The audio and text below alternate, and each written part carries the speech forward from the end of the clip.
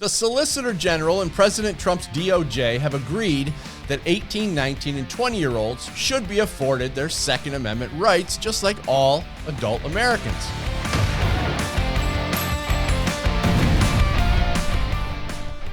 In a rare turn of events, the Solicitor General has recently chosen not to file a petition for a writ of certiorari in the Reese versus Bureau of Alcohol, Tobacco, Firearms, and Explosives case. Now, this means they didn't care to have the case reviewed any further. President Trump's DOJ accepted the Fifth Circuit Court of Appeals decision that the federal law banning 18, 19, and 20-year-olds from purchasing handguns was unconstitutional. The ruling struck down the federal prohibition that barred licensed dealers from selling handguns to 18 to 20-year-olds. Typically, the federal government would seek a writ of cert to keep federal gun control laws in place, but not this time. This is rare and may be a result of precedent from the Bruen case or simply a president and attorney general who respect the Second Amendment. The Bruen case brought with it the requirement that current gun laws must meet historical tradition. If we look at history with respect to firearm ownership, we can see that as far back as the founding of our country, and specifically at the time of the Revolutionary War, young people being involved in battle and in possession of firearms was commonplace. Now, boys as young as 10 years old served as drummers, fifers, or messengers during the war, all of which were vital communication roles on the battlefield. Some sources have reported the youngest revolutionary drummer may have been as young as 7 years old.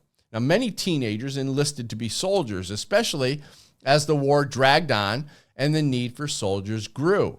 Joseph Plum Martin, who is a well-known memoirist of the war, enlisted at the age of 15 in 1776 and served until the end of the war. Andrew Jackson, who later became president, was just 13 years old when he served as a courier for the militia in South Carolina. Marquis de Lafayette, who arrived from France to fight with the Continental Army, was only 19 years old. Alexander Hamilton was around 20 years old when he became an aide to George Washington. Elijah Jucket was an infantryman at the age of 16. Now, because the political left will do anything they can to keep guns out of the hands of lawful American citizens, young adults have been struggling with the fact that they've been blocked from exercising their right to keep and bear arms when it comes to handguns. Somehow, the left believes teens and preteens are wise enough to determine their gender and make life-altering decisions, but young adults between the ages of 18 and 21 are not responsible enough to own a handgun. Many on the political left want 16-year-olds to vote in major elections, but only when those votes can be manipulated and influenced to achieve their desired outcome. But if those same young people want to purchase a handgun, somehow that's not okay. Now, this logic is obviously politically driven, but thankfully, intelligent minds have finally weighed in on this debate as it relates to firearms and the original intent our founders had with respect to the Second Amendment.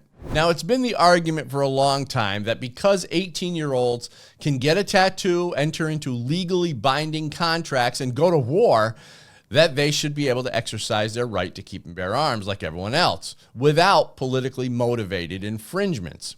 But since the anti-gun fear campaign has convinced the most irrational among us that guns in public are dangerous, we're forced to change our American traditions to accommodate their fragile feelings. Isn't it a bit hypocritical that the anti-gun folks would volunteer an 18 to 20-year-old for war and send them into battle with firearms as long as it benefited them, but disarm them and deem them unfit to carry a handgun when they got home? Just because the anti-gun left and the gun control lobby is scared of guns and don't value rights in the same way real Americans do, it doesn't mean that 18, 19, and 20-year-olds should have to put themselves at risk in public, especially at a time when those same irrational gun grabbers are the very ones who are letting bad guys out of prison and importing violent, illegal criminals from foreign countries, all for their own political benefit. They literally create a violent landscape and simultaneously disarm their fellow citizens. Does this make any sense? Oftentimes, irresponsible people don't trust others with guns because they wouldn't trust themselves with a gun. This is a classic Freudian projection. Projection is a psychological defense mechanism that involves attributing one's undesirable traits, feelings, or impulses to other people. Projection is a relatively simple concept. For example, believing that others will do something harmful while in possession of a firearm, or believing that the firearm causes irrational or violent behavior, could be the political left revealing their own thoughts about how they view self-restraint and the willingness to harm others. Remember, they mainstreamed the term gun violence for the purpose of blaming guns for the actions of people. This could be why the modern left wants guns banned. They may be revealing more about their own lack of self-control than they know. So, old enough to go to war, but not old enough to carry a firearm in public because it scares you? Sorry, we the people reject your irrational anti-gun arguments. It's time for the gun grabbers to get over their manufactured fear of guns and learn to respect our Bill of Rights. And if you're willing to push people out into the battlefield to protect you, you better be willing to let them protect themselves when they get back home. Thanks for watching Bullet Points. I'm Dan Wass for Gun Owners Foundation. You can find more Second Amendment content and updates at gunowners.com.